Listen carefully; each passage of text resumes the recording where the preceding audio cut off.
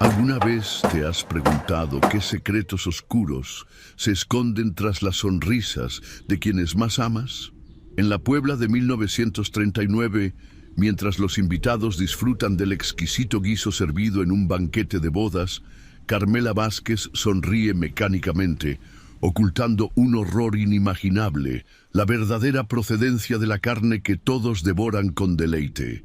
Lo que debería ser el día más feliz de su vida se ha convertido en una pesadilla de traición y canibalismo forzado, orquestada por quien menos esperaba.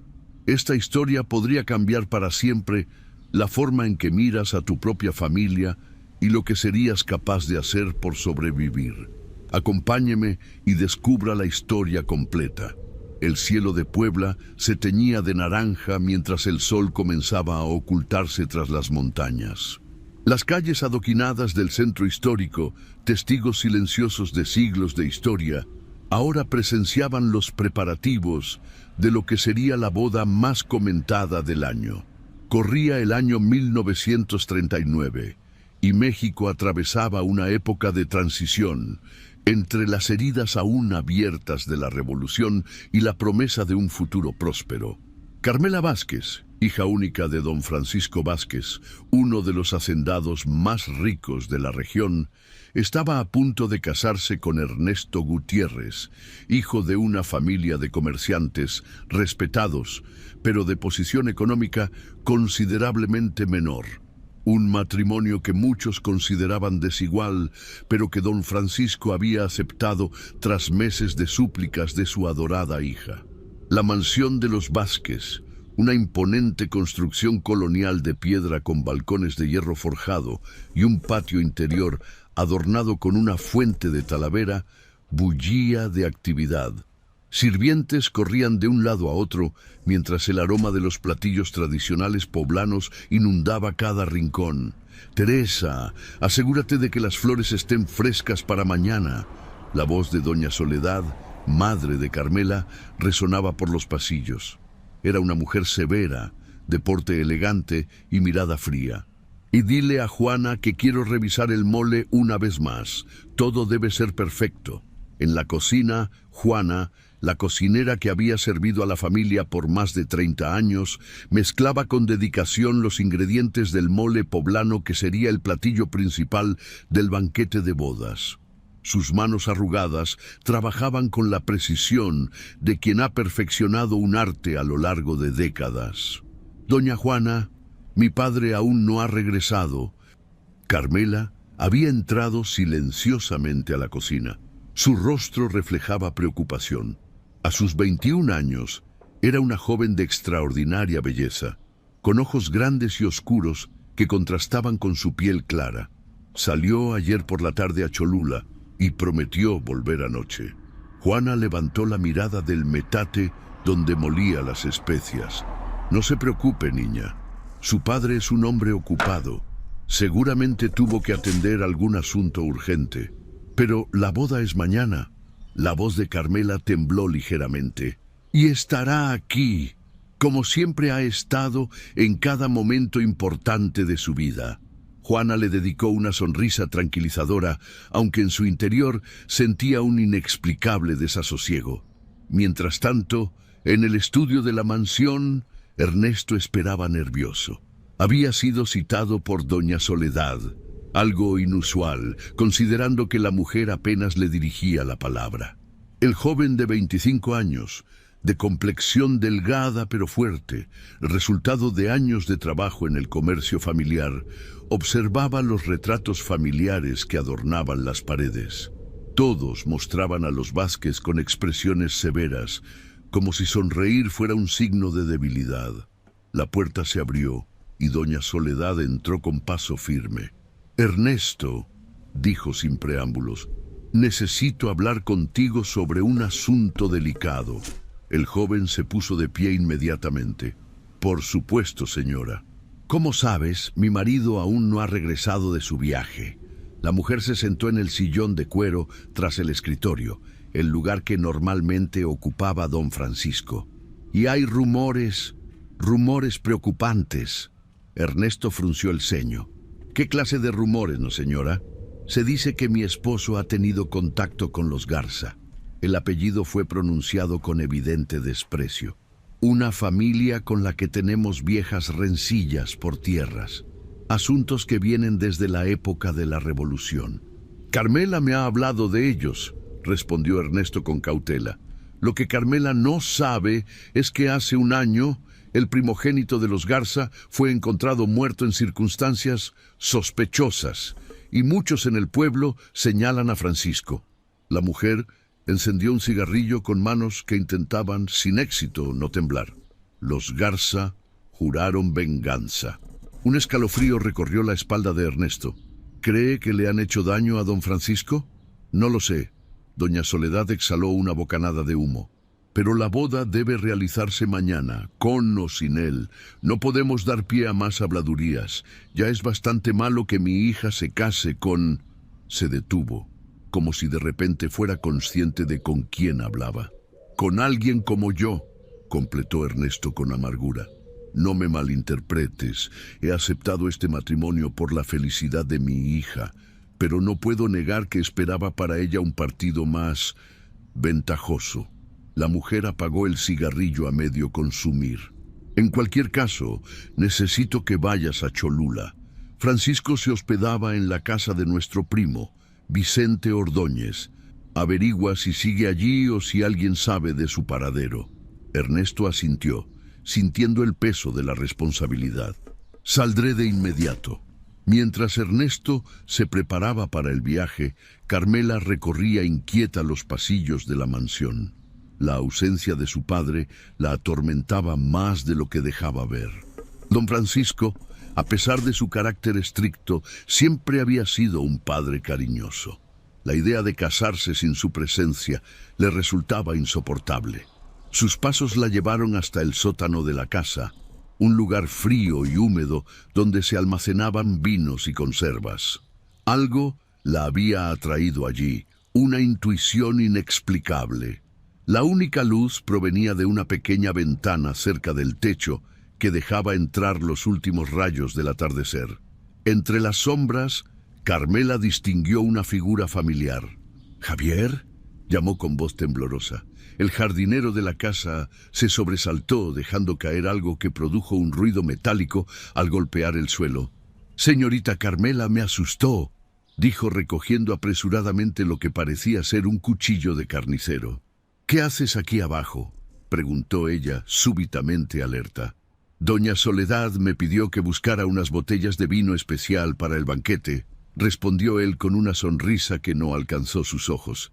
«Y este cuchillo es para cortar los cordones de los corchos más antiguos». Carmela asintió, aunque algo en la explicación le parecía inconsistente. Javier había trabajado para la familia desde que ella era niña, pero siempre le había producido una sensación de inquietud. «¿Ha sabido algo de su padre?», preguntó el jardinero cambiando de tema. «No, y estoy preocupada», admitió ella. «No debería estarlo». La voz de Javier adquirió un tono extraño. «Don Francisco es un hombre resistente». Antes de que Carmela pudiera responder, escucharon pasos que descendían por la escalera. Era Ernesto. «Carmela, te he estado buscando por toda la casa», dijo al verla, lanzando una mirada desconfiada hacia Javier. «Necesito hablar contigo». El jardinero hizo una leve reverencia y se escabulló rápidamente, dejándolos solos. «Voy a ir a Cholula a buscar a tu padre», anunció Ernesto, una vez que estuvieron solos. Los ojos de Carmela se llenaron de lágrimas. «Tengo un mal presentimiento, Ernesto. Algo no está bien». Él la abrazó, tratando de transmitirle seguridad. «Lo encontraré, te lo prometo». Mientras tanto, en la cocina, Juana seguía preparando el banquete con la ayuda de otras 3 mujeres. El mole poblano, los chiles en nogada, el arroz con leche. Todos los platillos favoritos de don Francisco estarían presentes en la celebración. «Juana», llamó Teresa, la más joven de las ayudantes, «¿qué hacemos con la carne que trajo Javier esta mañana? Dijo que era un encargo especial de don Francisco». La cocinera se acercó a examinar el paquete envuelto en papel encerado. Era carne de cerdo, o al menos eso parecía. «Prepárala para el guiso de mañana», ordenó después de olfatearla.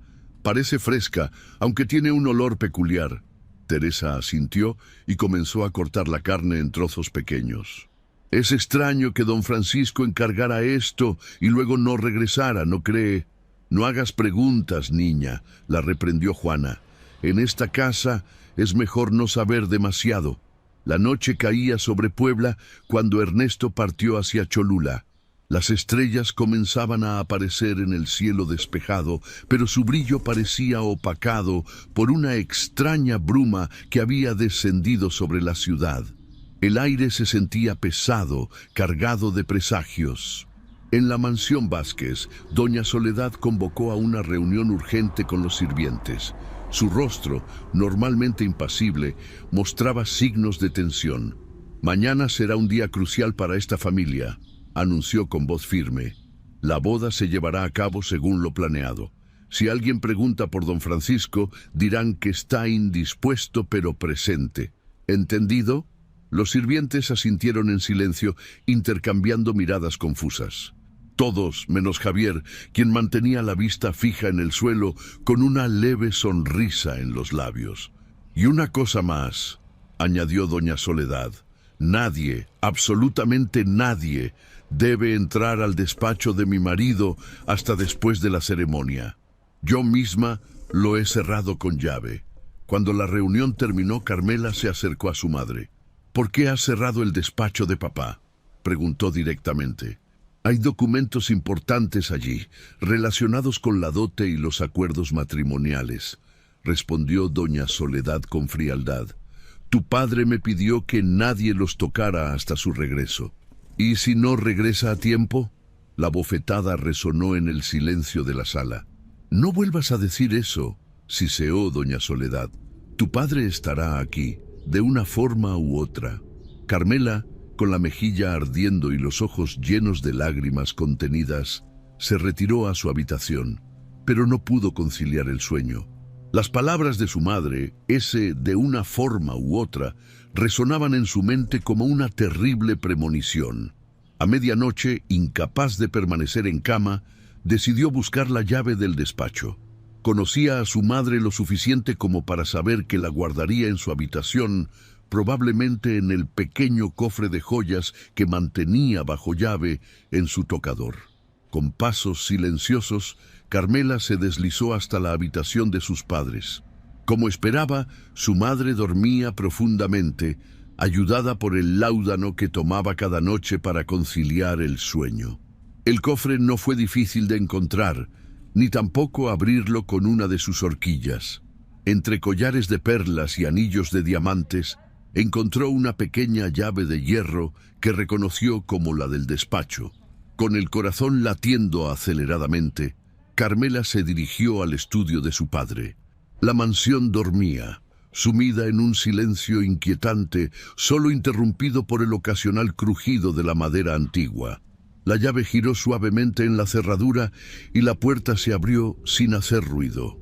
El despacho estaba en penumbras, iluminado únicamente por la luz de la luna que se filtraba a través de los visillos.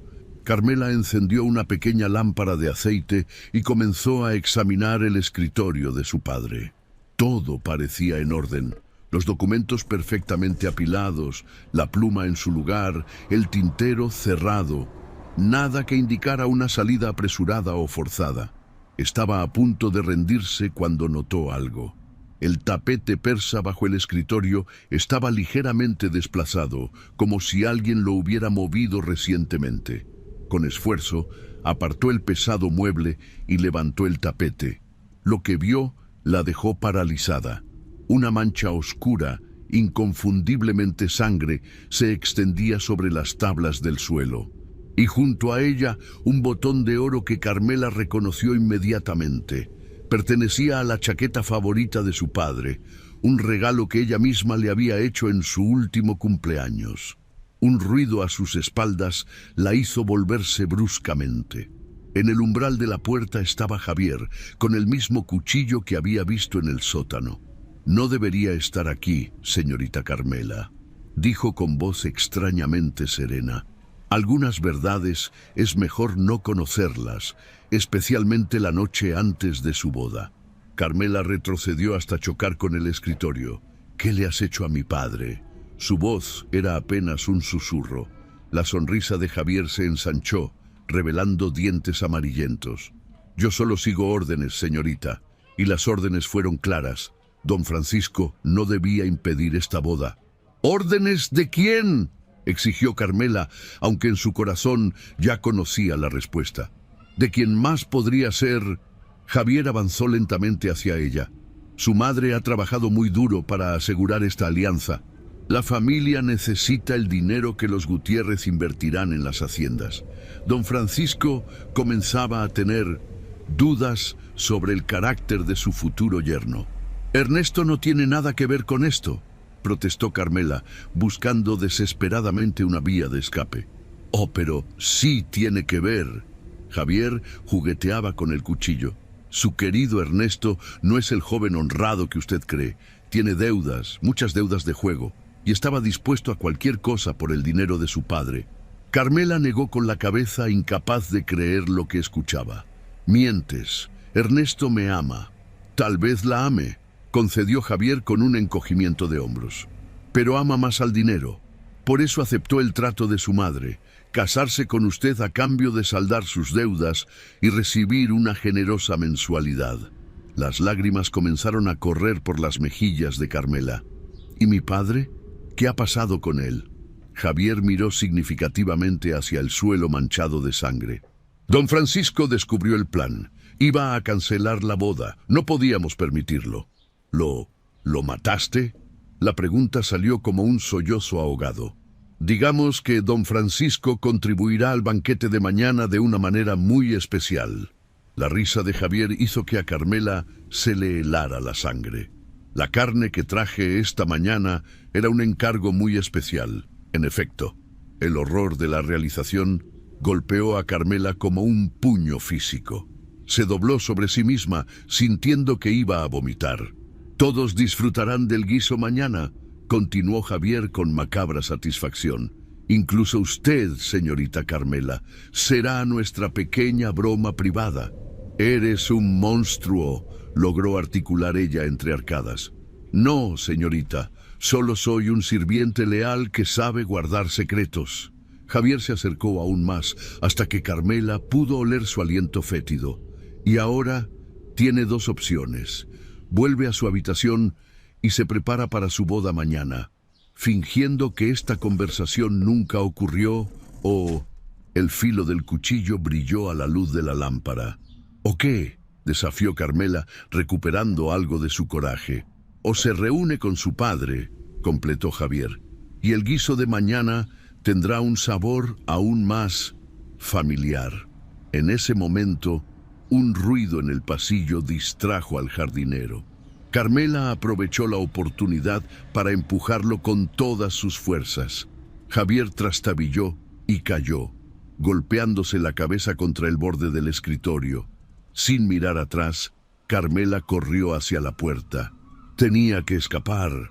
Tenía que encontrar a Ernesto y contarle la verdad, aunque eso significara descubrir que el hombre que amaba era un impostor. Pero al llegar al pasillo, se encontró cara a cara con su madre. Doña Soledad la observaba con una expresión indescifrable, una mezcla de decepción y resignación. Siempre fuiste demasiado curiosa para tu propio bien, dijo con voz cansada. Igual que tu padre.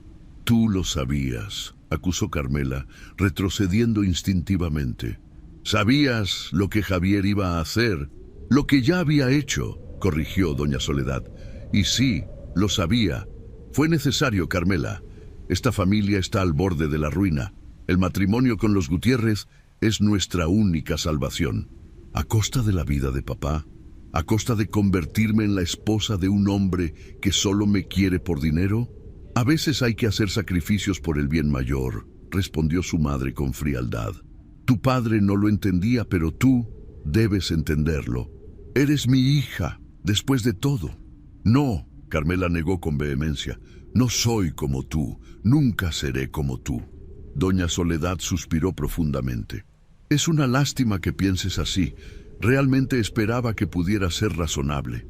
De las sombras emergió Javier, con un hilo de sangre corriendo por su sien, pero con el cuchillo firmemente sujeto en la mano.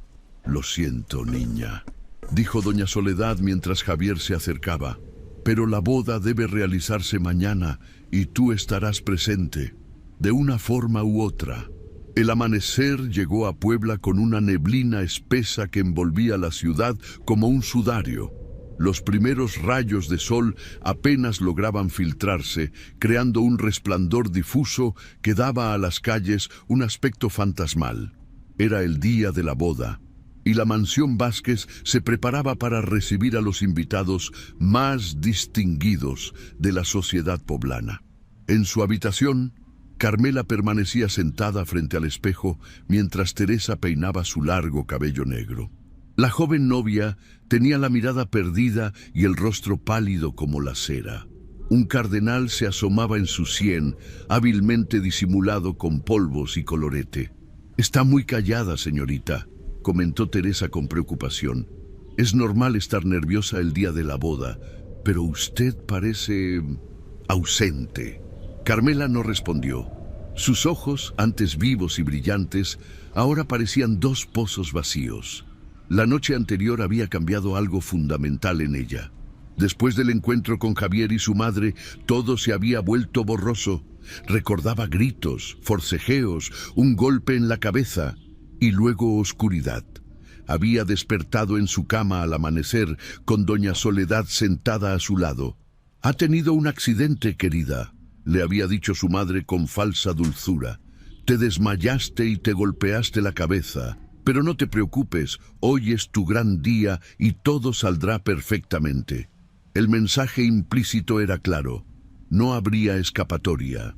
La boda se celebraría según lo planeado, y ella debía interpretar su papel a la perfección. Cualquier intento de rebelarse tendría consecuencias fatales, no solo para ella, sino también para cualquiera que intentara ayudarla. «Tu padre estaría tan orgulloso», continuó doña Soledad, acariciando su mejilla con dedos fríos como el hielo.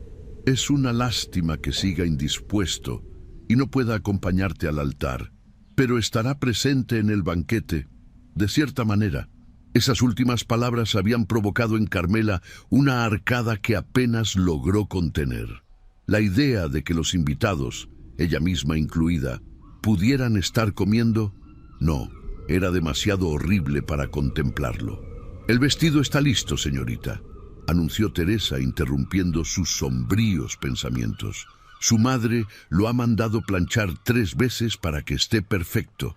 El vestido de novia, un diseño de seda y encaje importado de España, colgaba como un fantasma pálido junto al armario. Para Carmela ya no representaba el inicio de una vida feliz junto al hombre que amaba, sino una mortaja que la condenaría a una existencia de mentiras y horror. «Gracias, Teresa», logró murmurar. «¿Ha regresado Ernesto?» La doncella negó con la cabeza. «Aún no, señorita, pero doña Soledad dice que ha enviado un mensaje. Llegará justo a tiempo para la ceremonia». Carmela asintió lentamente. Parte de ella deseaba que Ernesto nunca regresara, que hubiera descubierto la verdad sobre la muerte de su padre y hubiera huido lejos de ese horror. Pero otra parte, la que aún se aferraba a un vestigio de esperanza, anhelaba verlo, contarle todo, escapar juntos. Suponiendo que lo que Javier había dicho sobre él fuera mentira, suponiendo que realmente la amara. Mientras tanto, en la cocina, la actividad era frenética. Juana supervisaba la preparación del banquete con ojos críticos, asegurándose de que cada platillo estuviera a la altura de la reputación de la casa Vázquez. «El guiso especial está listo, doña Juana», informó una de las ayudantes, señalando una olla grande donde se cocinaba a fuego lento la carne que Javier había traído. «Huele diferente». Juana se acercó a olfatear. En efecto, el aroma era peculiar, más intenso que el de la carne de cerdo habitual, con un regusto que no lograba identificar. «Añade más chiles y especias», ordenó, sintiendo una inexplicable inquietud. Don Francisco siempre ha preferido los sabores fuertes. Javier entró en ese momento, con una sonrisa que no alcanzaba sus ojos. ¿Cómo va el platillo especial?, preguntó, inclinándose sobre la olla e inhalando profundamente. Ah, perfectamente. Don Francisco estará satisfecho. Juana lo miró con desconfianza. Javier siempre le había producido una sensación incómoda, pero últimamente su comportamiento era aún más extraño. «El señor aún no ha regresado», comentó, observando atentamente la reacción del jardinero. «Es raro que esté ausente en la boda de su única hija». «Don Francisco tiene asuntos importantes que atender», respondió Javier con un tono que sugería que sabía más de lo que decía. «Pero estará presente en el banquete, se lo aseguro». Antes de que Juana pudiera responder, doña Soledad entró en la cocina. Todos los sirvientes se tensaron visiblemente ante su presencia. «¿Está todo listo?», preguntó, examinando los preparativos con mirada crítica. «Sí, señora», respondió Juana. «Todo estará perfecto para el mediodía». «Excelente». Doña Soledad se acercó a la olla del guiso especial y la observó con una expresión indescifrable. «Asegúrate de servir este platillo a todos los invitados. Es una receta familiar muy significativa». Juana asintió, aunque un escalofrío recorrió su espalda. Había algo en el tono de doña Soledad, una crueldad apenas disimulada, que la inquietaba profundamente. «¿Y la señorita Carmela?», se atrevió a preguntar. «La he notado muy pálida esta mañana. ¿Se encuentra bien?». «Mi hija está perfectamente», cortó doña Soledad con brusquedad. «Solo son nervios de novia. Para mediodía estará radiante, te lo aseguro». Con esas palabras, la señora de la casa salió de la cocina, seguida discretamente por Javier. Cuando estuvieron fuera del alcance de oídos indiscretos, doña Soledad se volvió hacia el jardinero. «¿Has recibido noticias de Ernesto?», preguntó en voz baja. Javier asintió. Llegó a Cholula anoche, pero por supuesto no encontró a don Francisco. El primo Vicente le dijo que nunca llegó a su casa. Ernesto está en camino de regreso, bastante preocupado. Perfecto. Una sonrisa fría se dibujó en los labios de doña Soledad. «Cuando llegue, llévalo directamente a mi estudio. Necesito hablar con él antes de la ceremonia. Hay ciertos ajustes al acuerdo que debemos discutir». Javier inclinó la cabeza en señal de entendimiento. «Y la señorita Carmela está muy alterada. Cree que guardará silencio». «Mi hija sabe lo que le conviene», respondió doña Soledad con confianza. «Además, le he administrado un sedante suave en el té de la mañana. Estará lo suficientemente lúcida para la ceremonia, pero demasiado aturdida para causar problemas». Mientras esta conversación tenía lugar, Carmela se enfrentaba a su reflejo en el espejo. Teresa había terminado de vestirla y peinarla, y ahora la joven novia contemplaba a una extraña en el espejo, una mujer hermosa pero con ojos vacíos, envuelta en seda y encaje como un regalo mortífero.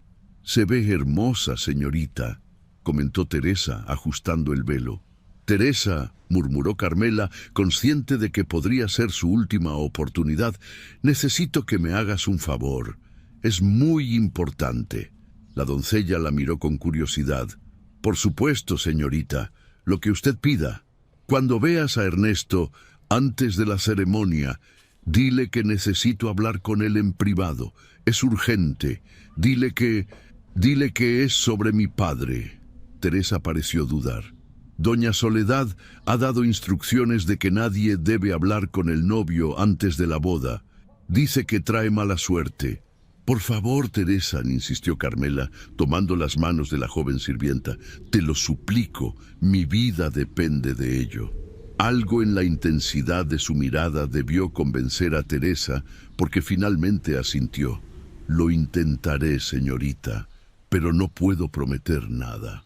«Gracias», suspiró Carmela, sintiendo que una pequeña llama de esperanza se encendía en su pecho. Pero esa esperanza se vería rápidamente aplastada. Apenas unos minutos después de que Teresa saliera, Javier entró en la habitación sin anunciarse. Su madre requiere su presencia, señorita Carmela, anunció con una sonrisa que hizo que la joven retrocediera instintivamente. ¿Para qué?, preguntó ella, buscando desesperadamente una vía de escape con la mirada. Los invitados han comenzado a llegar. Debe recibirlos junto a doña Soledad, como corresponde a la novia. Javier se acercó más, su voz bajando a un susurro amenazador. Y recuerde nuestro acuerdo, ni una palabra sobre lo ocurrido, o Teresa será la siguiente en desaparecer. Es una muchacha bonita. Sería una lástima.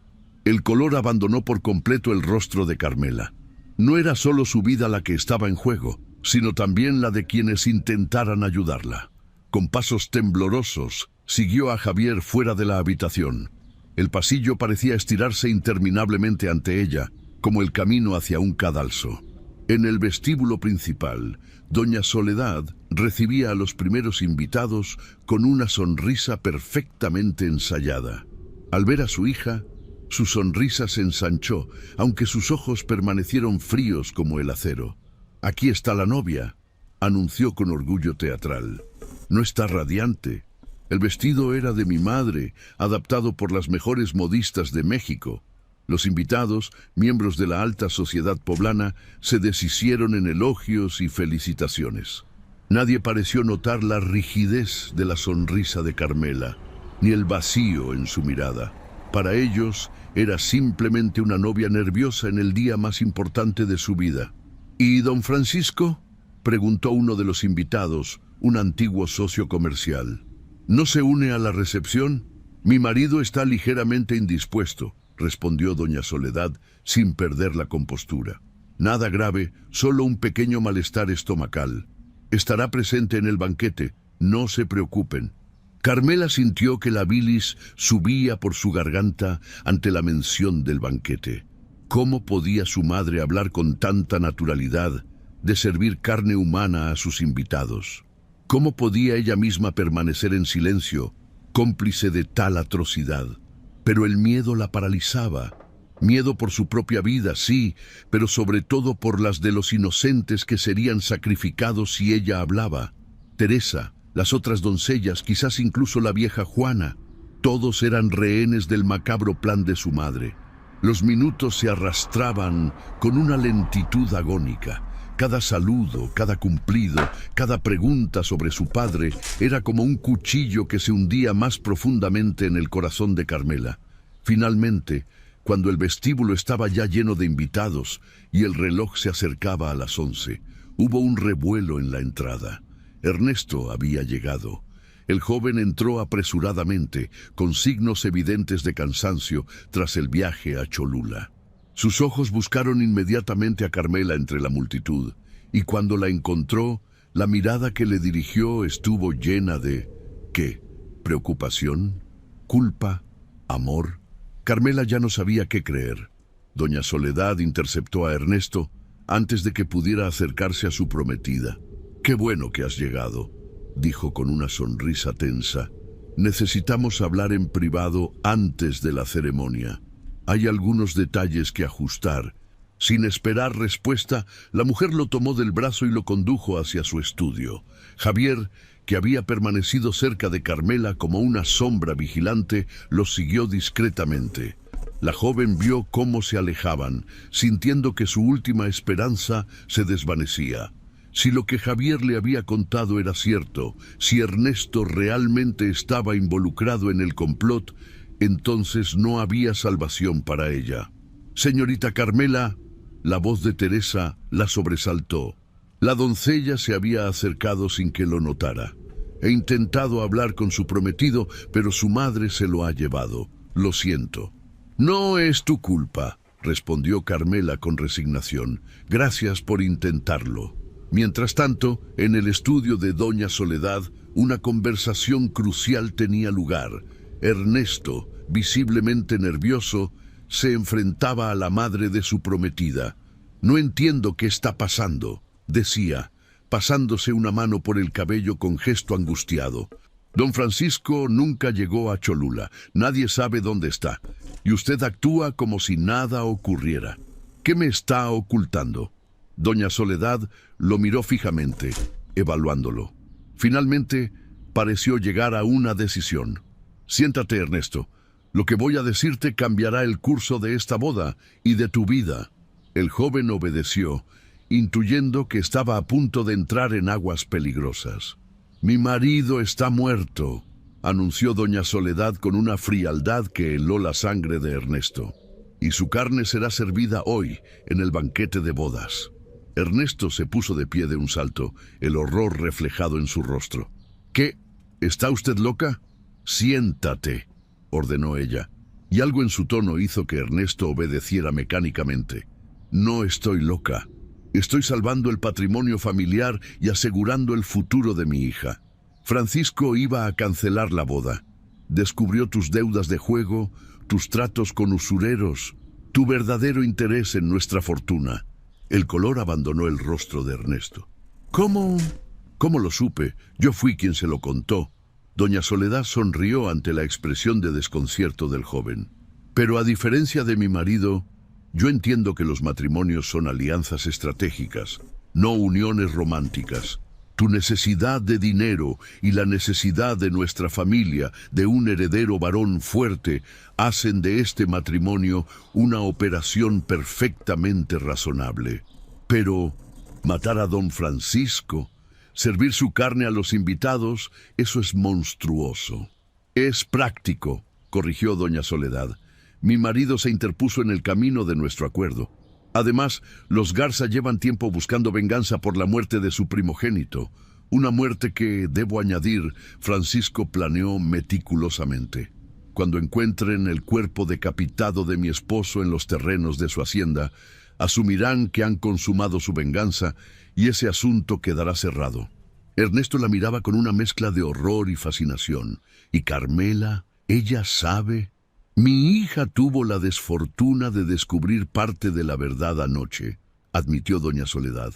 Está bajo sedantes suaves ahora, lo suficientemente lúcida para la ceremonia, pero no tanto como para causar problemas. Sin embargo, después de la boda, dependerá de ti mantenerla controlada. ¿Controlada? ¿Qué quiere decir? Quiero decir, querido yerno, que si Carmela habla, si alguna vez intenta revelar lo sucedido, tanto ella como tú desaparecerán. La fortuna Vázquez pasará a un primo lejano y esta conversación será negada hasta la muerte. La sonrisa de doña Soledad se volvió glacial. Pero si ambos juegan bien sus papeles, si mi hija se convierte en una esposa obediente y tú en un administrador competente de las haciendas, todos prosperaremos. Ernesto se hundió en su silla, el peso de la revelación aplastándolo. Había venido a esta casa buscando fortuna, sí, pero no a este precio, no a costa de convertirse en cómplice de un asesinato, de canibalismo, de la destrucción psicológica de la mujer que, a pesar de sus motivos iniciales, había llegado a amar sinceramente. ¿Y si me niego?, preguntó con un hilo de voz. ¿Si tomo a Carmela y huimos lejos de aquí? La risa de doña Soledad resonó como un látigo. No llegarían ni a la puerta. Javier tiene órdenes precisas. Además, ¿realmente crees que mi hija iría contigo voluntariamente después de saber que solo te interesa su dinero? Carmela puede ser ingenua, pero no es estúpida. En ese momento, llamaron a la puerta. Era Teresa, la doncella de Carmela. Disculpe la interrupción, señora, dijo con una reverencia. El padre Anselmo ha llegado. La ceremonia puede comenzar cuando ustedes estén listos. Doña Soledad asintió. Excelente. Dile que estaremos allí en 10 minutos. Cuando Teresa se retiró, la mujer se volvió nuevamente hacia Ernesto. Es hora de decidir, querido. ¿Aceptas nuestro acuerdo y te conviertes en un hombre rico o prefieres terminar como el plato principal en otra ocasión? El joven cerró los ojos, atrapado en una pesadilla de la que no había despertar. Finalmente, asintió lentamente. Acepto. Sabía que serías razonable, aprobó doña Soledad poniéndose de pie. Ahora, Compórtate como el novio enamorado que todos esperan ver. Y recuerda, una vez que pronuncies los votos, no habrá vuelta atrás. Estarás atado a esta familia y a sus secretos para siempre. La ceremonia se llevó a cabo en la capilla privada de la mansión, un espacio íntimo pero opulento, con vitrales que filtraban la luz del mediodía en patrones multicolores. Los invitados, unas 50 personas de la más alta sociedad poblana, ocupaban los bancos de madera tallada, expectantes ante el acontecimiento social más importante de la temporada. Carmela avanzó por el pasillo central al brazo de su tío Vicente, quien había asumido el papel de su padre en la ceremonia. Su rostro, parcialmente oculto tras el velo, no revelaba las lágrimas silenciosas que corrían por sus mejillas. Cada paso la acercaba más a un destino que ahora le parecía peor que la muerte. En el altar, Ernesto la esperaba con una sonrisa tensa. Sus ojos, cuando se encontraron con los de Carmela, mostraban una mezcla de emociones que ella no logró descifrar. Culpa, miedo, arrepentimiento. El padre Anselmo, ajeno al drama que se desarrollaba ante él, comenzó la ceremonia con palabras solemnes sobre el amor, la fidelidad y el compromiso hasta que la muerte los separe. Cada palabra era como una burla cruel para Carmela, un recordatorio de la traición que había sufrido por parte de los dos seres que más había amado, su madre y el hombre que ahora se convertiría en su esposo. Cuando llegó el momento de los votos, la voz de Carmela apenas fue audible, un susurro forzado que muchos interpretaron como emoción de novia. Ernesto, por su parte, pronunció sus promesas con una firmeza que contrastaba con el temblor de sus manos. Y así, con un intercambio de anillos y una bendición, quedó sellado el pacto macabro. Ya no eran solo Carmela y Ernesto, eran la señora y el señor Gutiérrez, herederos de la fortuna Vázquez, guardianes de un secreto que los ataría en una prisión de silencio y culpa por el resto de sus vidas. Después de la ceremonia, los invitados se trasladaron al patio central de la mansión, donde largas mesas habían sido dispuestas para el banquete. El ambiente era festivo, con música de mariachis, flores por doquier y sirvientes que se movían eficientemente sirviendo bebidas y entremeses.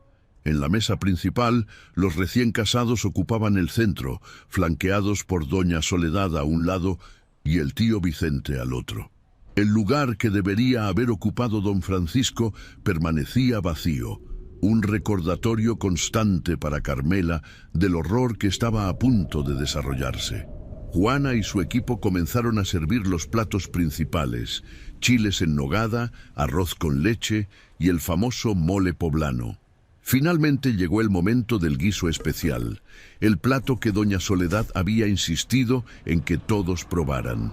Un brindis, anunció la señora de la casa, poniéndose de pie con una copa de champán. Por los novios, por su felicidad y prosperidad. Y por mi querido esposo, que aunque no puede estar físicamente con nosotros hoy, está presente en nuestros corazones y en nuestras mesas. Una sonrisa cruel se dibujó en sus labios mientras miraba directamente a Carmela. Un desafío silencioso. Los sirvientes comenzaron a servir el guiso especial. La carne, oscura y tierna, desprendía un aroma intenso que hizo que varios invitados comentaran su exquisitez. Una receta familiar muy antigua, explicaba doña Soledad a quienes preguntaban. El secreto está en la calidad de la carne y en la lenta cocción. A Carmela observaba con horror cómo todos a su alrededor, ignorantes del atroz secreto, degustaban lo que quedaba de su padre. El plato frente a ella permanecía intacto, una visión nauseabunda que amenazaba con hacerla vomitar en cualquier momento. «Come», susurró Ernesto a su lado, tan bajo que solo ella podía oírlo. «Tu madre nos observa. Si sospechan que sabes algo». La joven levantó la mirada hacia él, sorprendida de que conociera la verdad. «Tú también lo sabías. Eres parte de esto». «No al principio», admitió él con voz tensa. Me lo han contado justo antes de la ceremonia. Estamos atrapados, Carmela. Si queremos sobrevivir, debemos seguir el juego. ¿Sobrevivir a qué precio?, murmuró ella, una lágrima solitaria deslizándose por su mejilla.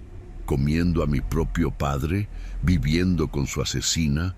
¿Casada con un hombre que solo me quiere por dinero? La expresión de Ernesto se suavizó.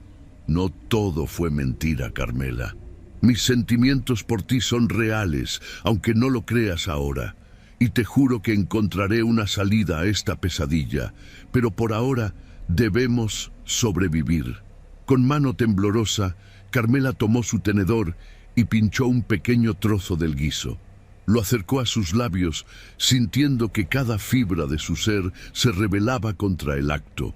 Pero la mirada vigilante de su madre, la presencia constante de Javier cerca de la mesa, el recuerdo de las amenazas contra Teresa y los demás sirvientes, todo la empujaba a hacer lo impensable. Cerró los ojos y se llevó el tenedor a la boca. El sabor era indescriptible, una mezcla de carne y especias que su mente se negaba a procesar.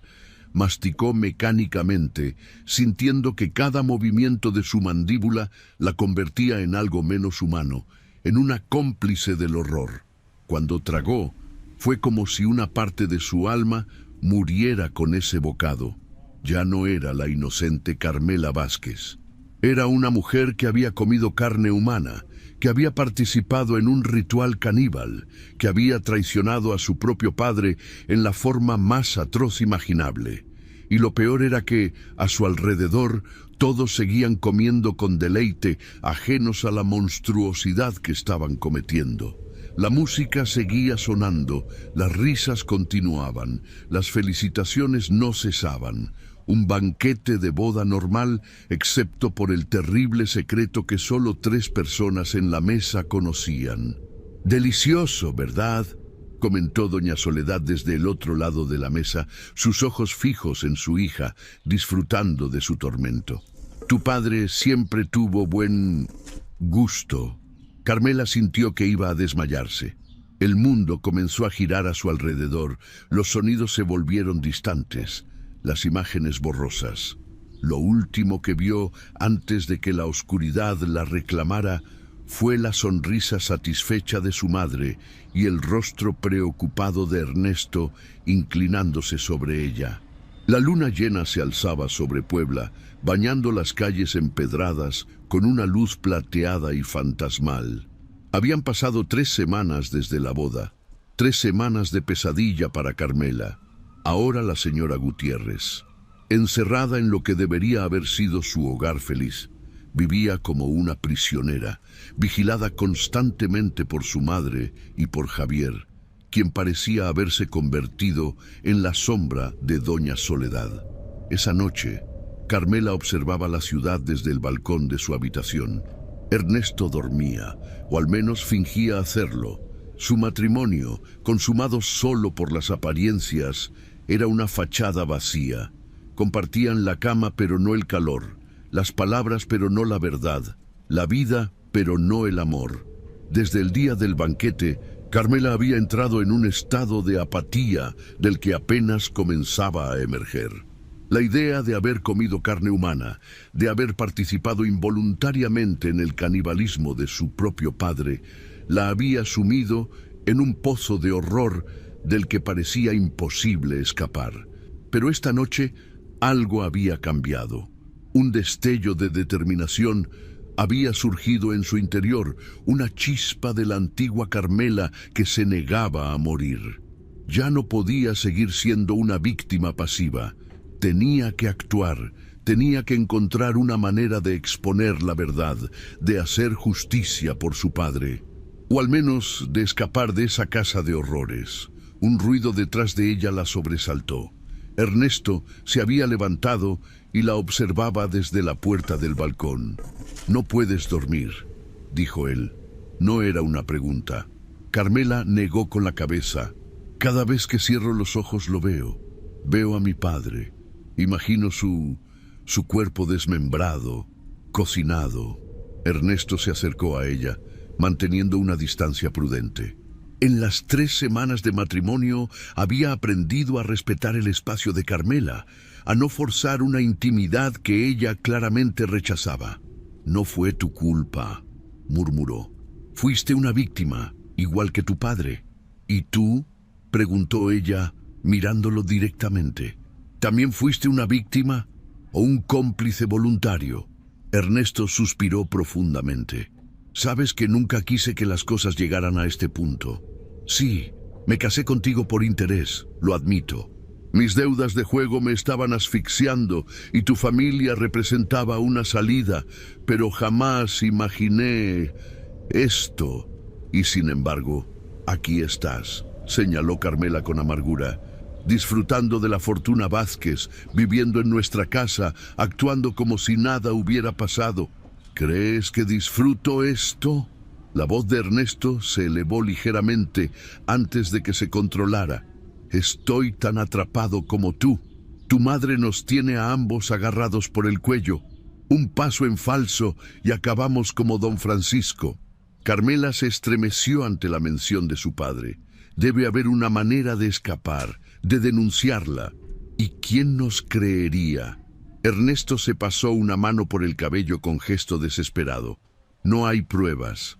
El cuerpo de tu padre ha desaparecido, consumido por los invitados de la boda o enterrado en algún lugar donde nunca lo encontrarán. Sería nuestra palabra contra la de doña Soledad, una de las mujeres más respetadas de Puebla. Debe haber alguien que sospeche, que pueda ayudarnos. Ernesto pareció dudar por un momento. Hay algo que no te he contado, dijo finalmente. Algo que descubrí en Cholula, cuando fui a buscar a tu padre. Carmela se tensó, súbitamente alerta. ¿Qué descubriste? Tu padre tenía miedo. El primo Vicente me contó que don Francisco le había confiado unos documentos antes de venir a Puebla. Dijo que si algo le pasaba, esos documentos deberían ser entregados a un notario. ¿Qué documentos? Los ojos de Carmela se iluminaron con una esperanza renovada. No lo sé exactamente. Vicente solo me dijo que contenían información sobre negocios turbios de tu madre y los Garza. Al parecer, la rivalidad entre las familias era más complicada de lo que parece. Tu padre sospechaba que tu madre estaba en contacto secreto con ellos. ¿Mi madre y los Garza? Carmela frunció el ceño, tratando de entender. Pero si son nuestros enemigos jurados desde la Revolución, precisamente por eso nadie sospecharía de una alianza secreta entre ellos. Ernesto bajó aún más la voz. Vicente cree que tu madre planeaba una fusión de las haciendas a través de un matrimonio, pero no el tuyo conmigo. Quería casarte con el hijo menor de los Garza. Imposible, jadeó Carmela. Ella jamás me habría entregado a esa familia. Mi padre los odiaba con toda su alma. Por eso mismo tu padre comenzó a investigar. Y por eso, creo yo, doña Soledad lo eliminó. Ernesto se acercó más, su voz apenas un susurro. Nuestra boda fue un plan B, una manera rápida de asegurar la situación financiera mientras reorganiza sus planes con los Garza. Carmela sintió que la cabeza le daba vueltas. Era demasiada información, demasiado horror para asimilar. Si lo que Ernesto decía era cierto, su madre no solo era una asesina, sino también una traidora que había conspirado con los enemigos de la familia.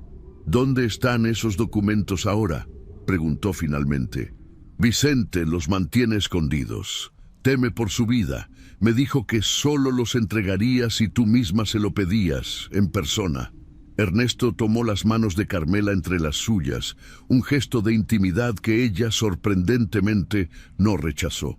Podríamos ir a Cholula, buscar esos documentos y entregarlos a las autoridades. ¿Y luego qué? Mi madre tiene influencia en todas partes. Si la denunciamos, ¿quién nos protegerá? Podríamos huir, sugirió Ernesto. Lejos de Puebla, lejos de México incluso. Tengo contactos en Estados Unidos. Podríamos empezar una nueva vida allí. Carmela lo miró, buscando signos de engaño en sus ojos. Pero solo vio determinación y, quizás, algo que parecía sincero arrepentimiento. ¿Por qué me ayudarías?, preguntó con desconfianza. ¿Qué ganas tú con esto? Una oportunidad de redimirme, respondió él sin vacilar. Sé que no merezco tu perdón, Carmela. Me casé contigo por las razones equivocadas. Pero en estas semanas, viendo tu sufrimiento, entendiendo el horror de lo que ha pasado, no puedo seguir siendo parte de esto. Carmela guardó silencio por un largo momento, evaluando sus opciones. ¿Podía confiar en Ernesto? ¿O era esta otra trampa, quizás orquestada por su madre para probar su lealtad? Antes de que pudiera responder, un suave golpe en la puerta los sobresaltó a ambos. Intercambiaron miradas de alarma antes de que Ernesto se acercara a abrir. Era Teresa, la doncella de Carmela, pálida y temblorosa. «Señor, señora», susurró apresuradamente, «tienen que irse ahora mismo. He escuchado a doña Soledad hablando con Javier. Planean eliminarlos a ambos». «¿Qué?». Ernesto la hizo entrar y cerró la puerta. «¿Cuándo? ¿Por qué?». «Esta noche», respondió Teresa mirando nerviosamente hacia la puerta. «Javier preparó otro guiso especial para mañana. Doña Soledad dijo que ustedes ya no son útiles, que los Garza han ofrecido mejores condiciones y que necesita eliminar testigos incómodos». Carmela sintió que sus piernas cedían. Ernesto la sostuvo, guiándola hasta la cama para que se sentara. «¿Estás segura de lo que escuchaste?», preguntó él, la urgencia evidente en su voz. Teresa asintió frenéticamente. «Tan segura como que estoy aquí. Javier vendrá a medianoche, cuando todos estén dormidos. Doña Soledad le ha dado una llave de esta habitación». «Tenemos que irnos», decidió Ernesto, dirigiéndose al armario para sacar algunas prendas básicas. «Ahora mismo». «¿Pero cómo?», preguntó Carmela, sacudida por la revelación. «La casa está vigilada. Hay sirvientes en cada pasillo y Javier seguramente estará alerta. Hay un pasaje secreto», intervino Teresa, bajando aún más la voz. «En el sótano, detrás de las estanterías de vino. Conecta con los túneles subterráneos que usaron durante la Revolución para escapar de los federales. Juana me lo mostró una vez. Dijo que debía saberlo en caso de emergencia». «¿Dónde lleva ese túnel?», preguntó Ernesto, metiendo rápidamente ropa y algunos objetos de valor en una pequeña maleta. «A una salida cerca del río, a unos 2 kilómetros de aquí. Desde allí podrían tomar el camino a Cholula sin ser vistos». Carmela se puso de pie, súbitamente decidida. «Teresa, ven con nosotros. Si descubren que nos has ayudado». La doncella negó con la cabeza. «No puedo. Mi familia está aquí, en Puebla. Además, alguien debe distraer a doña Soledad y a Javier mientras ustedes escapan. Les daré tiempo». «Es demasiado peligroso», protestó Carmela. «No más peligroso que quedarse en esta casa», replicó Teresa con una firmeza inesperada. «He visto lo que han hecho, señorita Carmela. No con mis ojos, pero lo he sentido. Esta casa ya no es segura para ninguno de nosotros». Ernesto terminó de preparar la maleta y se dirigió a un pequeño escritorio donde guardaba dinero. Tomó todos los billetes y algunas joyas que Carmela había recibido como regalo de bodas. «Esto debería bastarnos hasta llegar a Cholula», dijo, guardando todo en un bolsillo interior de su chaqueta. «Desde allí, si conseguimos los documentos, podríamos ir a Ciudad de México. Tengo un amigo abogado que podría ayudarnos». Carmela asintió, moviéndose rápidamente para cambiarse el camisón por un vestido sencillo y práctico. Mientras lo hacía, una idea la asaltó. «Teresa, ¿qué pasó con Juana? Hace días que no la veo». La expresión de la doncella se ensombreció. «Doña Soledad la despidió hace 3 días. Dijo que era demasiado vieja y que hacía demasiadas preguntas. Pero la verdad es que Juana comenzó a sospechar sobre lo que pasó con don Francisco. La escuché decir que el guiso tenía un sabor que nunca había probado y que la inquietaba. ¿Sabes dónde está ahora? Vive con su hermana en las afueras de la ciudad, cerca del camino a Cholula. De hecho». Teresa miró el reloj de pared. «Son casi las 11. Deberían irse ya. Doña Soledad suele retirarse a su habitación a las 11 en punto. y los demás sirvientes estarán cenando en la cocina. Ernesto tomó la maleta y se acercó a la puerta, abriéndola ligeramente para asegurarse de que el pasillo estuviera despejado. «Está vacío», susurró. «Vamos». Los tres salieron silenciosamente de la habitación, moviéndose como sombras por los pasillos de la mansión. Cada crujido de la madera antigua, cada silbido del viento en las ventanas los hacía detenerse, conteniendo la respiración.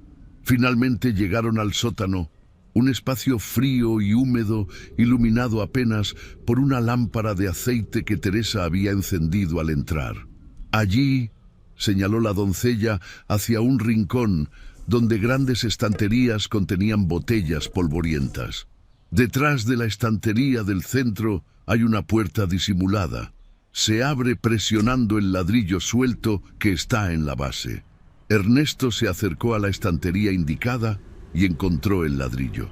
Al presionarlo, se escuchó un chasquido metálico y una sección de la pared se movió ligeramente hacia adentro. «Funciona», confirmó, empujando más la sección hasta revelar un pasadizo estrecho y oscuro. «Pero necesitaremos luz». Teresa le entregó la lámpara de aceite que llevaba y otra que había tomado de un estante cercano. «Esto debería bastar». El túnel es recto en su mayor parte, con solo un par de bifurcaciones. Sigan siempre el camino que desciende, nunca el que sube. Eventualmente llegarán a una reja que da al exterior, cerca del río. Carmela abrazó a Teresa con fuerza. «Nunca olvidaré lo que has hecho por nosotros. Te prometo que volveré a buscarte cuando sea seguro». «Solo viva, señorita Carmela», respondió Teresa con lágrimas en los ojos. «Viva y haga justicia por su padre, es todo lo que le pido». Un ruido en los pisos superiores los sobresaltó. «Vayan, rápido», urgió Teresa. «Yo volveré arriba y diré que están dormidos si alguien pregunta. Les daré toda la ventaja que pueda». Con un último abrazo, Carmela y Ernesto entraron en el pasadizo. Teresa cerró la puerta tras ellos, dejándolos en la oscuridad casi total, iluminada únicamente por el tenue resplandor de las lámparas. El túnel era angosto y bajo, obligándolos a avanzar casi encorvados. El aire era pesado, con un olor a humedad y tierra que se hacía más intenso a medida que avanzaban.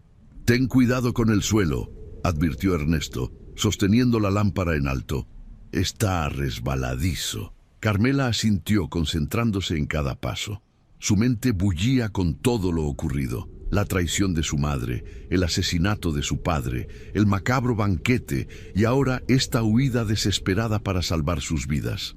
«¿Crees que Teresa estará bien?», preguntó después de varios minutos de silencio. «Espero que sí», respondió Ernesto con sincera preocupación. «Es inteligente. Si mantiene la calma y actúa con normalidad, no deberían sospechar de ella». Llegaron a la primera bifurcación que Teresa había mencionado. Tal como les indicó, tomaron el camino descendente, sintiendo el aire cada vez más frío y húmedo.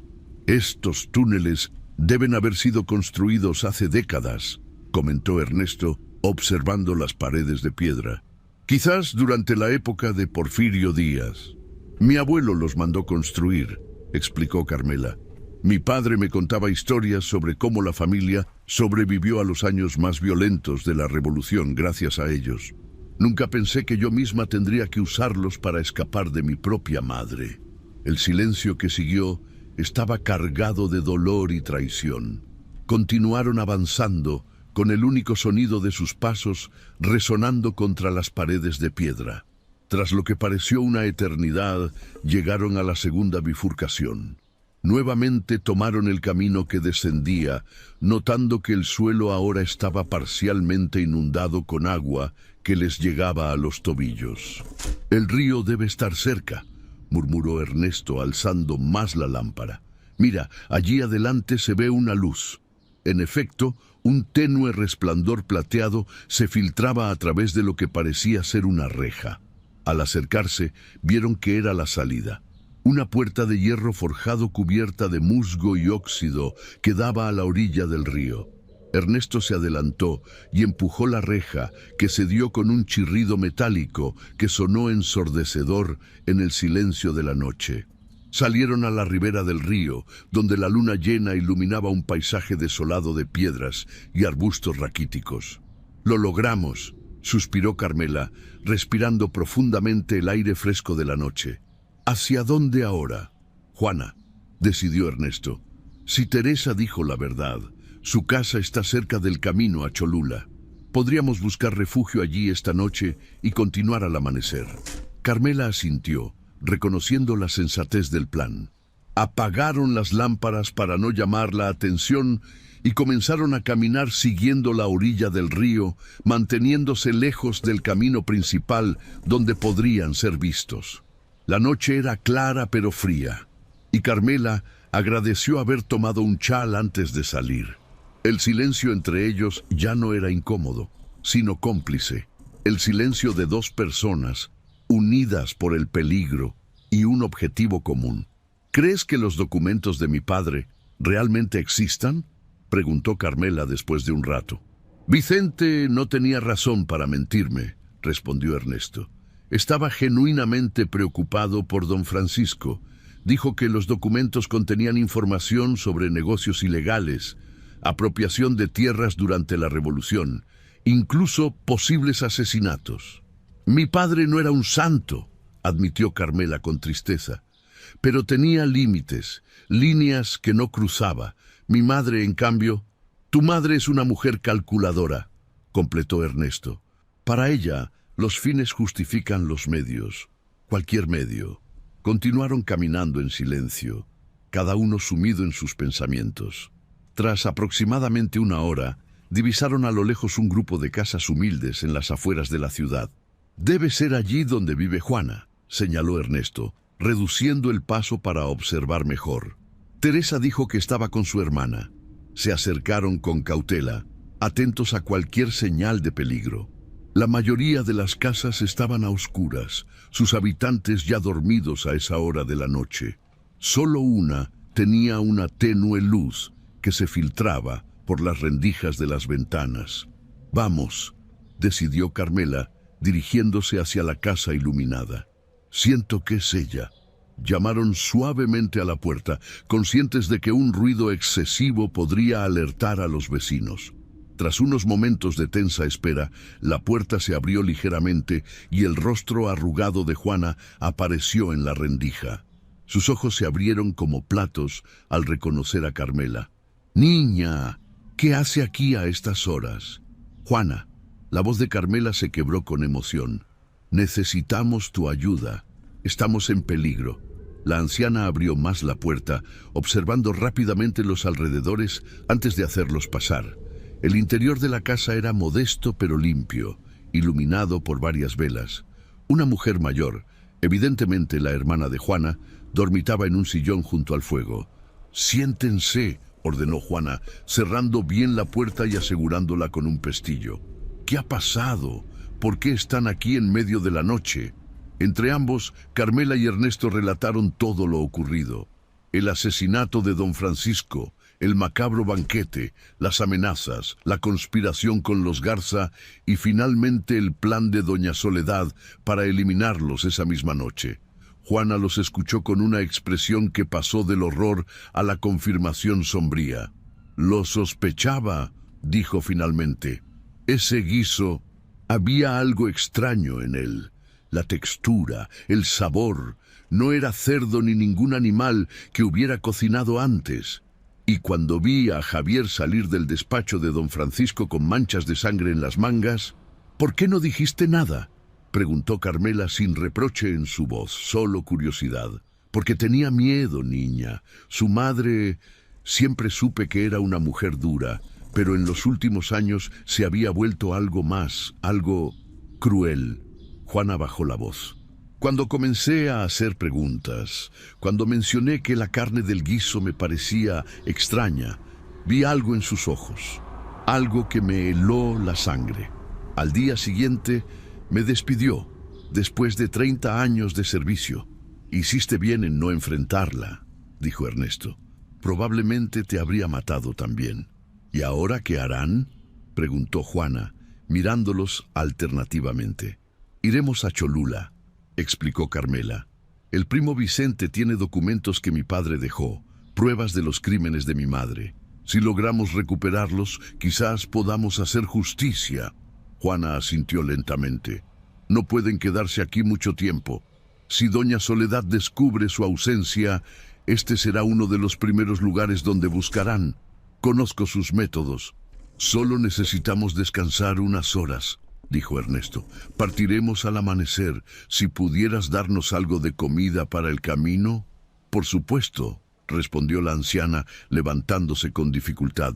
Les prepararé algo y les daré ropa más sencilla. Esos atuendos gritan gente rica, necesitan pasar desapercibidos. Mientras Juana se ocupaba de los preparativos, Carmela se acercó a Ernesto, hablando en voz baja. Si sobrevivimos a esto, dijo, si logramos exponer a mi madre y escapar, ¿qué pasará con nosotros? Con este matrimonio. Ernesto la miró directamente a los ojos. Eso depende de ti, Carmela. Sé que no tengo derecho a pedirte nada después de cómo empezó todo esto, pero estos días, esta experiencia, me ha cambiado. Lo que siento por ti ahora es real. Carmela sostuvo su mirada buscando la verdad en sus palabras. Necesitaré tiempo, dijo finalmente. Tiempo para sanar, para procesar todo lo ocurrido. No puedo prometer nada ahora. Entiendo, asintió él. Y respetaré lo que decidas, sea lo que sea. En ese momento, un ruido fuera de la casa los sobresaltó. Juana se acercó rápidamente a la ventana y miró a través de una rendija. «Jinetes», susurró con urgencia. «3 hombres a caballo». «Ah, ¿podrían ser ellos?», preguntó Carmela, el terror evidente en su voz. Juana asintió sombríamente. «Javier conoce esta casa. Sabe que era cercana a ustedes, especialmente a ti, niña. Tenemos que irnos», decidió Ernesto, recogiendo apresuradamente la maleta. «No hay tiempo», respondió Juana, señalando hacia el fondo de la casa. «Escóndanse en el sótano, rápido». Sin tiempo para discutir, siguieron a la anciana hasta una pequeña trampilla disimulada bajo una alfombra. El sótano era apenas un hueco en la tierra, húmedo y frío, pero ofrecía un refugio temporal. «No hagan ruido», advirtió Juana, cerrando la trampilla sobre ellos. «Pase lo que pase, no salgan hasta que yo venga a buscarlos». En la oscuridad del sótano, Carmela y Ernesto se abrazaron instintivamente, encontrando consuelo en el calor del otro mientras escuchaban los pasos acercándose a la casa y luego golpes fuertes en la puerta. «¡Abra, Juana!», la voz de Javier resonó en la noche. «¡Sabemos que están ahí!». El amanecer despuntaba sobre los campos de Puebla, tiñendo el cielo de un rojo sangre que parecía presagiar los acontecimientos de aquel fatídico día.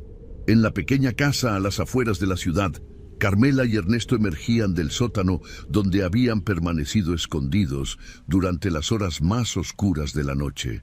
«Se han ido», anunció Juana, ayudándolos a salir. Su rostro mostraba signos de agotamiento y tensión. Javier y sus hombres registraron toda la casa, pero no encontraron la trampilla. Creen que siguen camino a Cholula. «¿Estás bien?», preguntó Carmela, notando un cardenal en la mejilla de la anciana. «¿Te hicieron daño?». «Nada que no pueda soportar», respondió Juana con dignidad. «He vivido lo suficiente para recibir algunos golpes más». Ernesto se acercó a la ventana y observó cautelosamente el exterior. «Debemos irnos ahora. Javier podría volver en cualquier momento con refuerzos. Les he preparado ropa, comida y una pequeña bolsa con dinero», dijo Juana, entregándoles un atado. «No es mucho, pero les ayudará a llegar a Cholula». Carmela abrazó a la anciana con fuerza. «Nunca podré agradecerte lo suficiente. Has arriesgado tu vida por nosotros». «Lo hago por don Francisco», respondió Juana con tristeza. Era un buen hombre, a pesar de todo. No merecía ese final tan horrible. Tras cambiarse rápidamente, vistiendo ahora ropas sencillas de campesinos que no llamarían la atención, Carmela y Ernesto se prepararon para partir. El camino a Cholula, normalmente un viaje de pocas horas, sería peligroso con Javier y sus hombres buscándolos. Eviten los caminos principales, aconsejó Juana, y si ven jinetes, escóndanse inmediatamente, no confíen en nadie.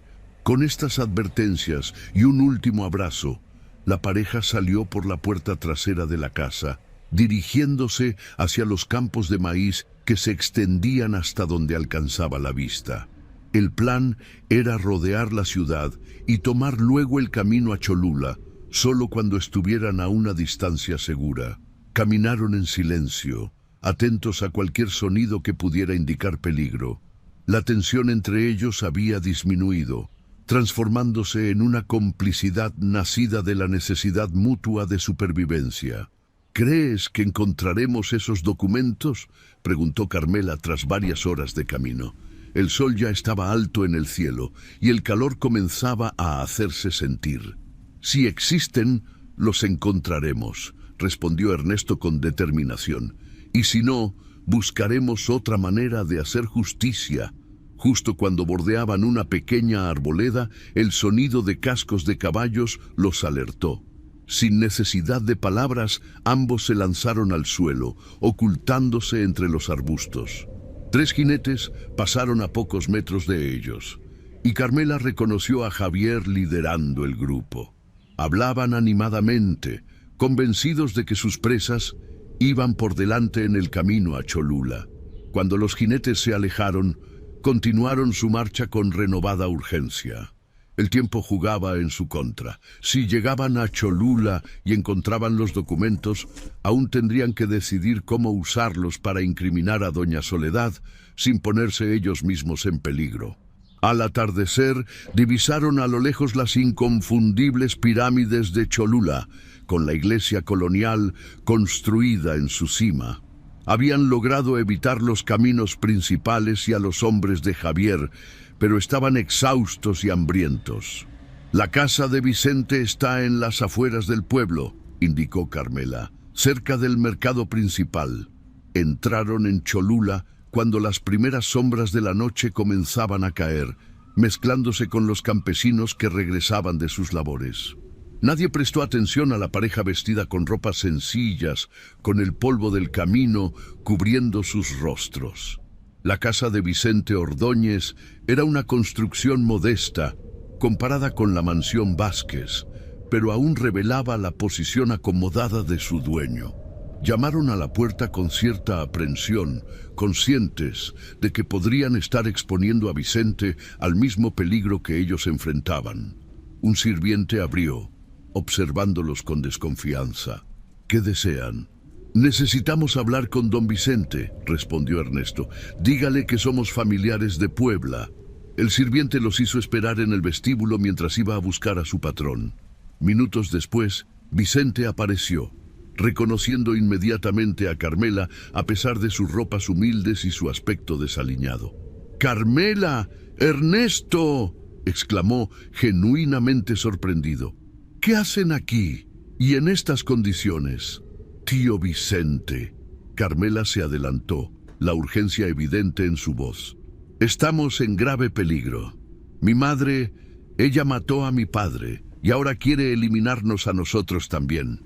Vicente palideció, mirando nerviosamente hacia la puerta. Entren rápido, no es seguro hablar aquí.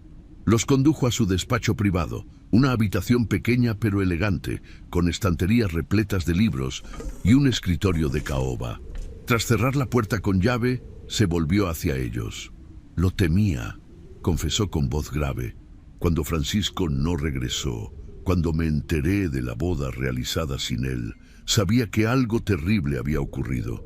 Es peor de lo que imaginas, dijo Carmela, y procedió a relatarle toda la horrible verdad. El asesinato, el banquete caníbal, la conspiración con los Garza, todo. Vicente escuchó sin interrumpir, su rostro tornándose más pálido con cada revelación. Cuando Carmela terminó su relato, el hombre se dejó caer en su sillón, visiblemente afectado. Monstruoso, murmuró. Simplemente monstruoso. Ernesto me dijo que mi padre te confió unos documentos, continuó Carmela, yendo directamente al asunto que los había traído hasta allí. Documentos que podrían incriminar a mi madre. Vicente asintió lentamente. Francisco vino a verme una semana antes de desaparecer. Estaba nervioso, asustado incluso. Dijo que había descubierto algo terrible sobre Soledad, algo que ponía en peligro no solo a la familia, sino a mucha gente inocente. ¿Qué descubrió?, preguntó Ernesto, inclinándose hacia adelante con interés. Una alianza secreta con los Garza, respondió Vicente, confirmando lo que ya sospechaban. Pero no era solo un acuerdo comercial o un matrimonio arreglado. Era algo más siniestro. Durante años, Soledad y el patriarca de los Garza han estado eliminando sistemáticamente a pequeños propietarios de tierras, apropiándose de sus terrenos mediante amenazas, sabotaje e incluso asesinatos disfrazados de accidentes. ¿Mi padre tenía pruebas de esto?, preguntó Carmela, horrorizada, pero no completamente sorprendida. Registros financieros, cartas, testimonios. Vicente se levantó y se dirigió a un cuadro en la pared. Lo descolgó, revelando una pequeña caja fuerte. Francisco me hizo jurar que solo te entregaría estos documentos a ti, Carmela, si algo le ocurría. Dijo que eras la única en quien confiaba plenamente. Mientras Vicente manipulaba la combinación de la caja, un ruido en el exterior de la casa los puso en alerta. Parecían cascos de caballos y voces alteradas. «Nos han encontrado», murmuró Ernesto, acercándose a la ventana con cautela. «Javier y sus hombres están aquí». Vicente extrajo rápidamente un sobre grueso de la caja fuerte y se lo entregó a Carmela. «Tomen esto y salgan por la puerta trasera. Hay un establo con 2 caballos. Úsenlos para escapar». «¿Y tú?», preguntó Carmela, preocupada por la seguridad de su tío. «Yo los detendré», respondió Vicente con determinación. «Les diré que nunca llegaron, que no sé nada. Ganaré tiempo». «Es demasiado peligroso», protestó Ernesto. «Si descubren que nos ayudaste». «Soy viejo, muchacho», sonrió tristemente Vicente. «He vivido lo suficiente. Ustedes deben sobrevivir para hacer justicia por Francisco». Los golpes en la puerta principal se hicieron más fuertes. No había tiempo para discusiones.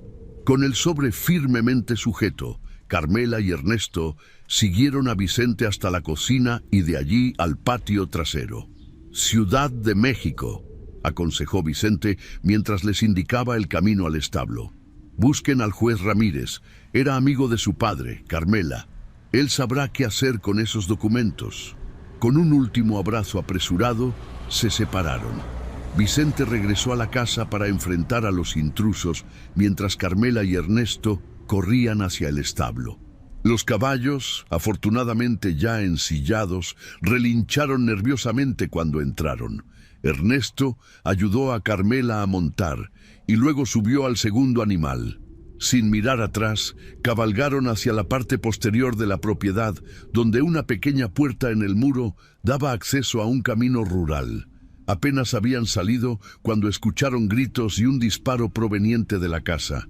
Carmela se detuvo, volviéndose con expresión horrorizada. «Tío Vicente», murmuró, lágrimas formándose en sus ojos. «No podemos volver», dijo Ernesto con firmeza, pero con pasión. «Su sacrificio será en vano si nos atrapan. Debemos seguir adelante». Con el corazón destrozado por otra pérdida, Carmela asintió y espoleó su caballo. El camino a Ciudad de México era largo y peligroso, pero tenían los documentos, las pruebas que necesitaban para detener la ola de horror desatada por doña Soledad. En su cintura, el sobre con los secretos de la familia Vázquez pesaba como una condena y una promesa. Justicia para su padre, castigo para los culpables y quizás, eventualmente, paz para los inocentes sacrificados en el altar de la ambición y la crueldad. Mientras cabalgaban bajo el cielo estrellado, dejando atrás Cholula y el pasado sangriento, Carmela hizo un juramento silencioso. El banquete de Puebla sería el último festín de horror. La verdad, por terrible que fuera, saldría a la luz. Y en algún lugar de su alma atormentada, sintió que su padre la acompañaba en este último viaje hacia la redención. Si esta historia de banquete en Puebla ha removido algo en tu interior, cuéntame en los comentarios qué emoción te ha dejado este relato de terror psicológico ambientado en el México de 1939.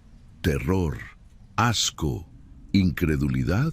Me interesa saber desde qué lugar estás viendo este video y a qué hora te has atrevido a sumergirte en esta oscura historia de canibalismo y traición familiar. Comparte este video con ese amigo o familiar que disfrutaría de un buen relato de terror psicológico basado en los horrores más humanos, esos que no necesitan de monstruos sobrenaturales para helar la sangre.